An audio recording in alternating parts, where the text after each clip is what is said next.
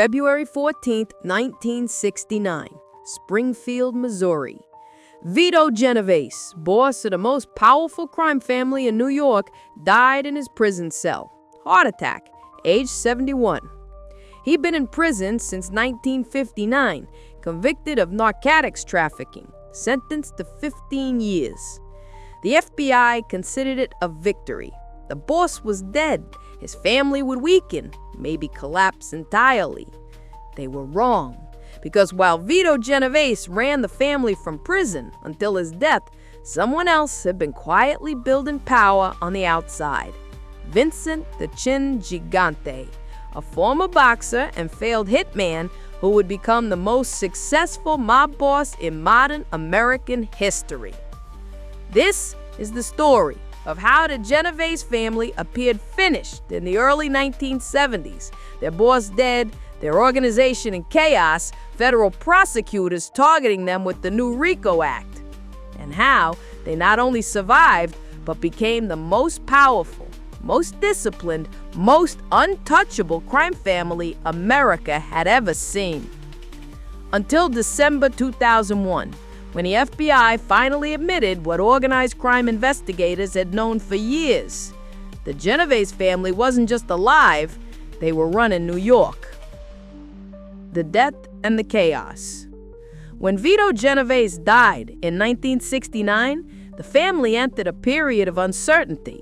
Genovese had ruled from prison for a decade. He'd ordered murders, settled disputes, approved major decisions, all from behind bars. His death left a power vacuum. The family had a ruling panel, a group of high-level members Genovese had created to supervise operations while he was imprisoned. But a committee isn't a boss. Someone had to take control. Philip Benny Squint Lombardo became the new official boss. He'd been acting boss since 1962 when Genovese was imprisoned. Now the role was permanent. But the early 1970s brought chaos. Tommy Ryan, had been front boss, the public face, while Genovese pulled strings. In 1972, Eboli was murdered, shot multiple times in the head and neck while leaving his girlfriend's apartment in Crown Heights, Brooklyn.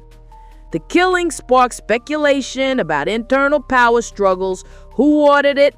Was Lombardo consolidating control, or were other families making moves? The Genovese family appeared vulnerable, and federal law enforcement thought they finally had the tools to finish them off. The RICO weapon. 1970. President Nixon signed the Racketeer Influenced and Corrupt Organizations Act, RICO, into law. RICO revolutionized how prosecutors could target organized crime. Instead of charging individual crimes, they could charge entire criminal enterprises. Prove a pattern of racketeering, and you could take down an entire family at once. The FBI believed RICO would destroy the Mafia. Other families felt the impact immediately. The Bonanno family was decimated by prosecutions. The Colombo family descended into civil war. The Gambino and Lucchese families faced major RICO cases through the 1980s. But the Genovese family seemed different. They kept operating quietly, carefully, without drawing the attention that destroyed their rivals. By the early 1980s, federal investigators realized something.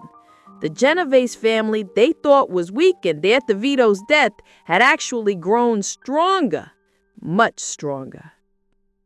The front boss strategy. 1981. Vincent Gigante became boss of the Genovese family. Philip Lombardo had officially led the family since 1969, but in 1981, at age 73, Lombardo retired. He'd served 12 years as boss, a rare accomplishment in the RICO era, and walked away a free man. Gigante took over and immediately implemented a strategy that would keep him in power for 24 years. He appointed Anthony Fat Tony Salerno as front boss. Salerno was perfect for the role. He was visible, accessible, recognizable. He wore expensive suits and fedoras. He smoked cigars. He held court at the Palmer Boys Social Club in East Harlem. He looked like a mob boss. The FBI surveilled Solano constantly. They bugged his social club. They followed him everywhere. They assumed he was running the Genovese family. They were wrong. Solano was a figurehead. He had real power. He was a capital. He controlled rackets. He earned millions. But he wasn't the boss. Gigante was. And Gigante operated completely differently than any mob boss before him. The Odd Father. Vincent Gigante had been a mobster since the 1950s. Born March 29, 1928 in New York. One of 5 brothers. 3 of them, Mario, Pasquale, and Ralph, joined the Mafia with him. Only Louis stayed out, becoming a Catholic priest instead.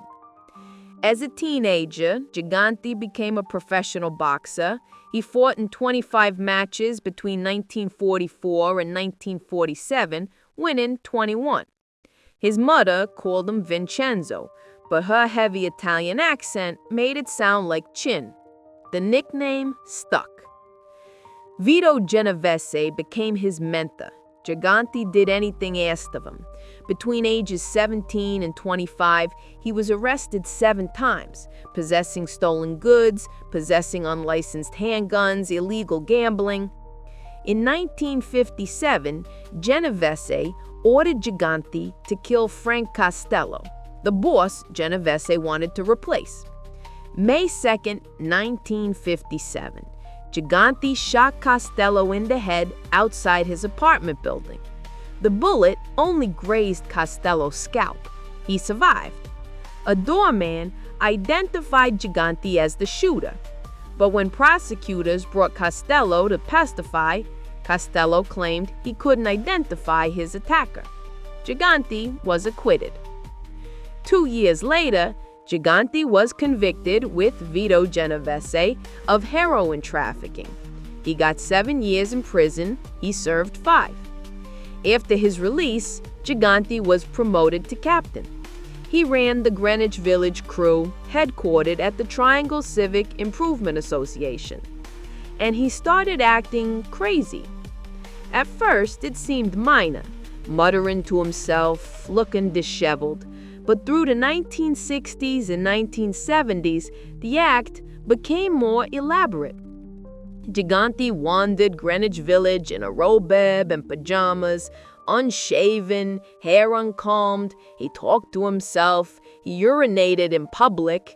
Once, when he spotted law enforcement, he walked across the street, knelt on the sidewalk, and appeared to pray before a statue. He admitted himself to psychiatric hospitals. Between 1969 and 1983, he checked himself into St. Vincent's 22 times. Always briefly, a few days, maybe a week. Just enough to build a documented psychiatric history. His goal was simple. If he was ever indicted, he could claim incompetence to stand trial. The psychiatric records would support it. The strategy worked for decades. The real power structure. While Gigante pretended to be insane, he ran the most sophisticated criminal organization in America. He took extreme precautions against surveillance. First, he never left his home unoccupied. He knew FBI agents would sneak in and plant bugs, so someone was always there. Second, he avoided phones. When he absolutely had to use one, he'd whistle into the receiver or speak so softly it was barely audible.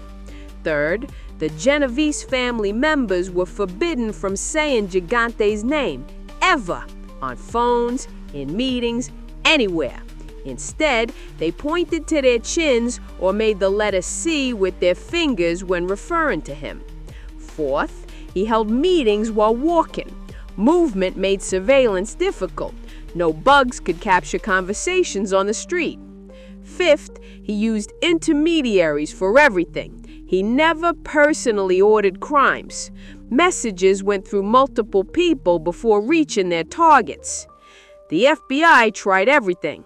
They bugged social clubs. They followed his associates. They wiretapped phones. They captured very little. Meanwhile, Gigante expanded the family's operations. He controlled construction and union rackets across New York. The Javits Convention Center, built in the late 1980s, became a hiring hall for mobsters and convicted felons. 35% of carpenters who worked there were convicted felons.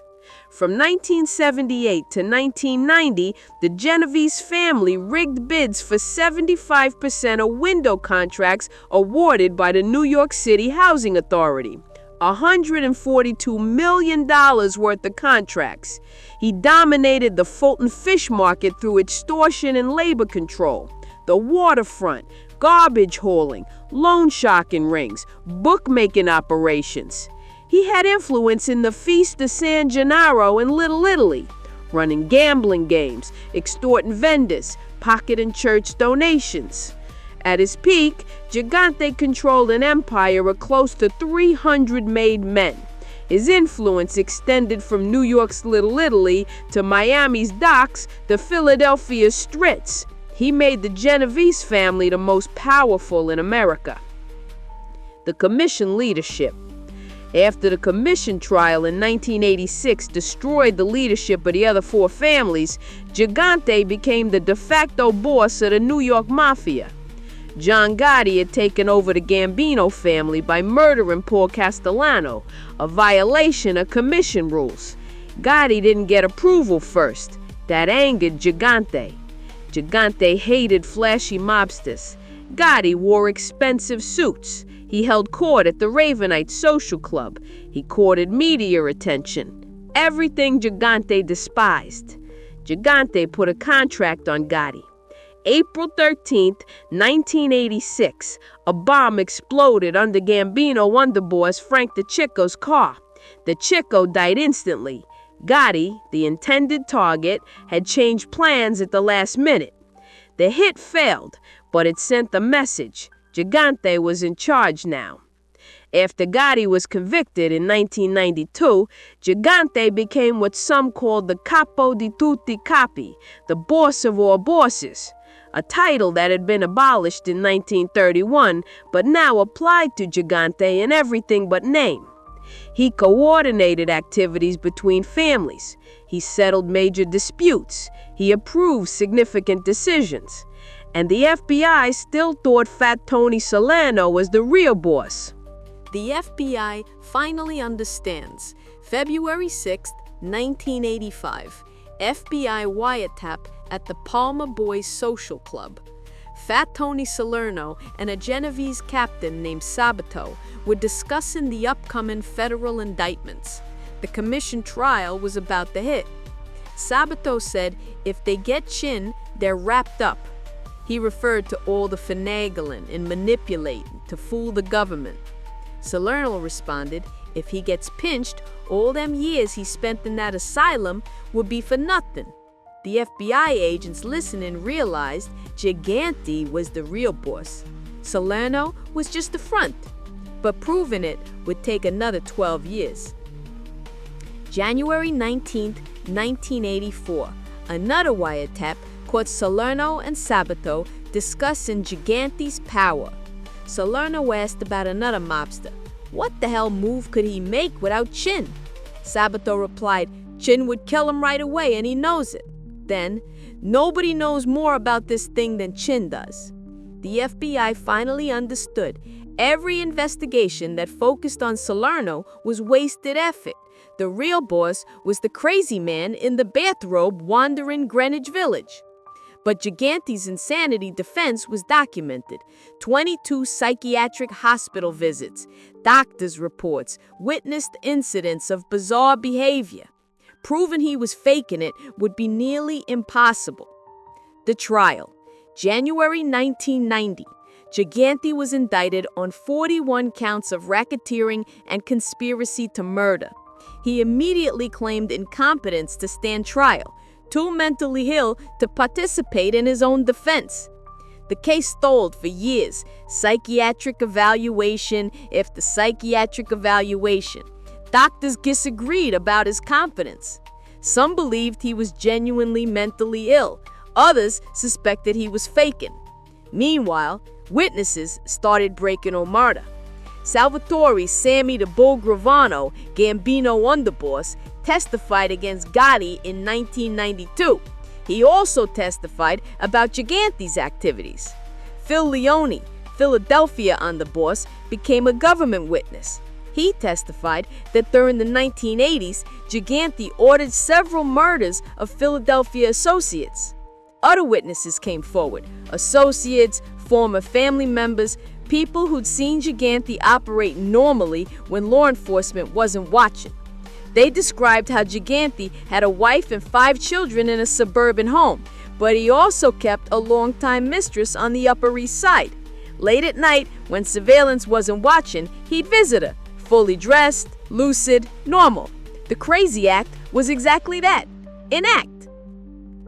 Finally, in 1996, Judge Eugene Nickerson ruled Gigante competent to stand trial. The trial began, and the evidence was overwhelming: wiretaps, testimony, financial records showing the construction rackets, union control, extortion schemes. July 1997, the jury convicted Gigante of racketeering and conspiracy to murder. December 1997, he was sentenced to 12 years in prison and fined $1,250,000. U.S. Attorney Jack Ricarda said the lengths that Vincent Gigante was willing to go to conceal his leadership of the Genovese family speaks volumes about his importance as their leader.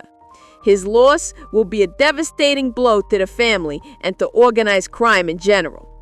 Carter was wrong about the devastating blow. The family survives.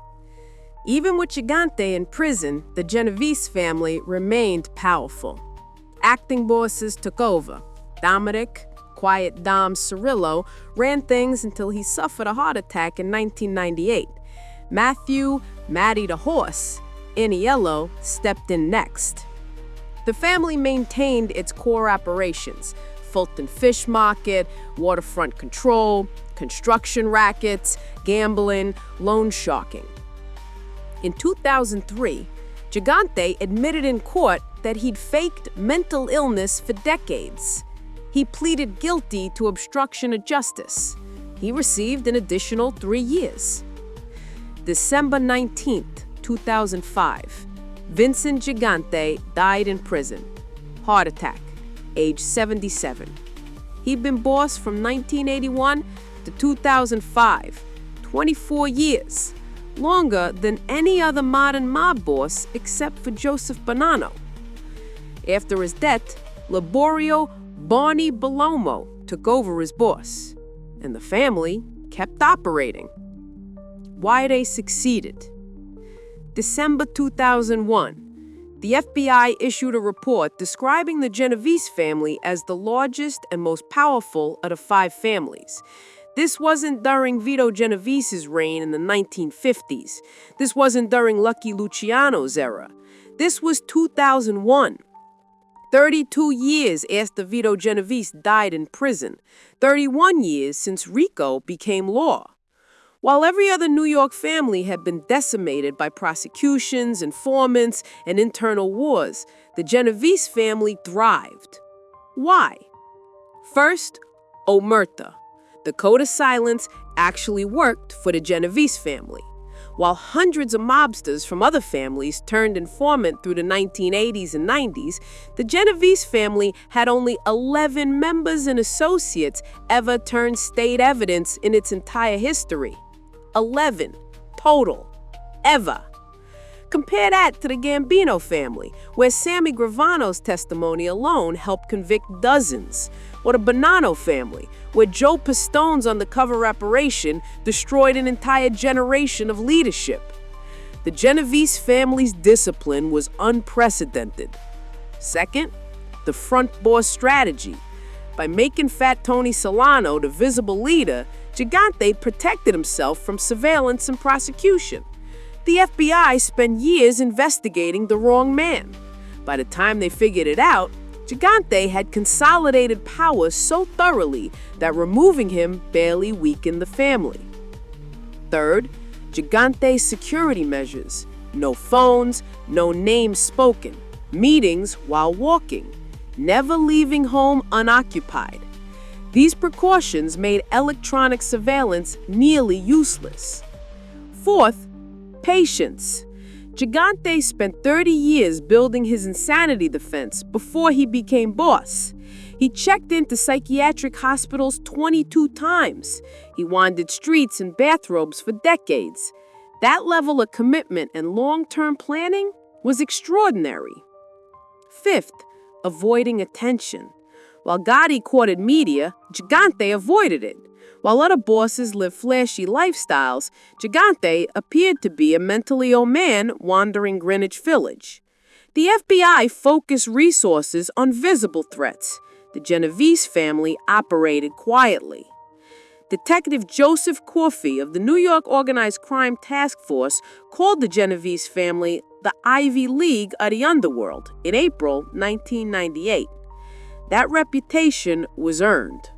When Vito Genovese died in 1969, the FBI thought the family would weaken, maybe collapse. When the RICO Act passed in 1970, prosecutors believed organized crime's days were numbered. When other families fell apart through the 1980s, informants, prosecutions, internal wars, investigators assumed the Genovese family would follow. They were wrong every time. Because while the Genovese family appeared vulnerable, they were actually implementing the most sophisticated criminal operation in American history. Vincent Gigante's 24-year reign as boss, longer than Vito Genovese, longer than Frank Costello, longer than any modern mob leader, proved that with enough discipline, enough patience, enough careful planning, organized crime could still succeed in the RICO era. The FBI finally admitted it in December 2001. The Genovese family was the largest and most powerful of the 5 families. 32 years after their boss died in prison, they were stronger than ever. That's what made the Genovese family different. Not their violence, not their territory, not their money, their discipline. They followed on murder when everyone else broke it. They operated quietly when others sought attention. They planned for decades when others acted impulsively. And when federal prosecutors thought they destroyed organized crime, the Genovese family was still there, still operating, still powerful. The Ivy League of the underworld.